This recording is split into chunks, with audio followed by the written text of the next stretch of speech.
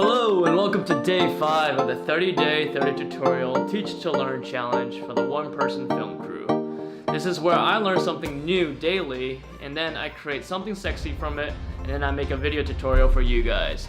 So today's tutorial is about slow motion, stretching beyond the limits of frame rates and also creating super slow motion.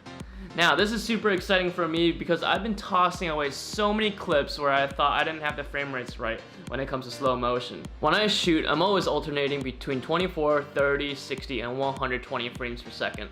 Sometimes I forget to switch back when I'm shooting. So when I get back to editing and I want to slow-mo something down and the frame rate is incorrect and incompatible with the amount of slow motion I want, I just end up tossing the clip. Now I figure out there's a way around that and that you can potentially slow-mo things down regardless of the frame rate. So I'm super excited about that, and to even show you how you can slow-mo something down to 5%, again, regardless of the frame rate. Dehydrated. Alright, before we get started, I want to talk about the basics of frame rates and how it works with slow motion. So I'm going to take the next 2 or 3 minutes for that, and then we get started on the more advanced techniques. Alright, so typically when we look at TV, it's shot in 24 frames per second. That means that there are 24 images per second. Why 24? Well, that's kind of the natural way our eyes see. There's a little bit of motion blur when we turn, and that's why there's only 24 images. Because if it was 120 frames per second, then everything would be super crisp and super sharp. That means when you go like this, there's no motion blur, which sounds pretty cool, but will make you dizzy after a while. So if you're totally new to this, you might think, then why do people shoot at 60 or 120 frames per second, or what's the point of that? The point is, if you have 120 images in a second, that's a lot more information than normal. That means you could take all that information and stretch it out for a longer period of time, and that's how you get slow motion. With my camera, I can shoot at 24, 30, 60, and 120 frames per second. You're probably wondering, why don't I just always shoot at 120 frames per second? Isn't the more information the better?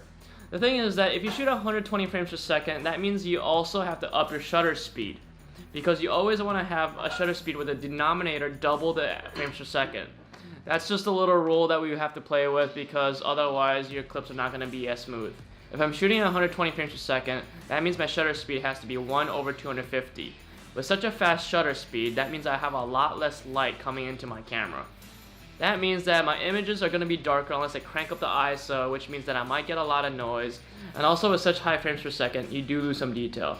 And that's why I prefer shooting at a lower FPS if I'm not going to slow-mo it down later in post. Cool, that's pretty much the gist of it. And now when you bring it back to the editing program and you slow-mo it down, when you're slow-moing down 60 frames per second, you want to do 40% speed. At 120, you want to do 20% speed. And if you want to do 30, you do 80% speed. And if you're doing 24, then you can't slow it down. Or can you? So this is what I'm interested in talking to you guys about today. Typically when you shoot at 24 frames per second, this is what happens when you slow it down. Let's slow it down at 50%, for example.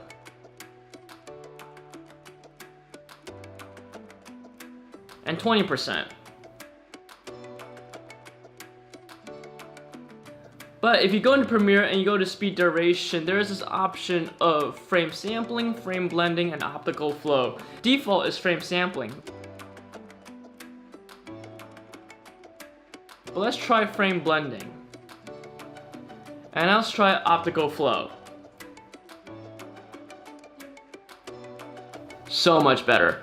Optical flow really works well if the background is clean, like this, for example. But if the background is messy, this is what could happen. Let's play with this clip right here. See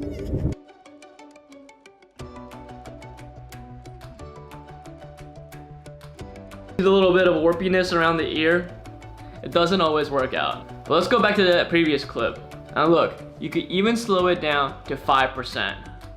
It's not absolutely perfect, but the simpler the image is, the better. Let's say a silhouette, or something against an overblown background, or a clean sky.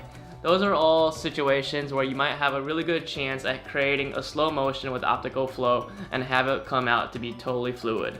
Frame blending also works better than frame sampling, but in most situations, optical flow will work better than frame blending. Another thing is that if you want to take it a step further, or a huge step further, try out the app Twixtor. Now it's a little bit expensive, but there is a free trial. I'm gonna go and give a tutorial on that tomorrow. Alright, cool. Thanks for watching, and I'll be back tomorrow for day 6 of the challenge.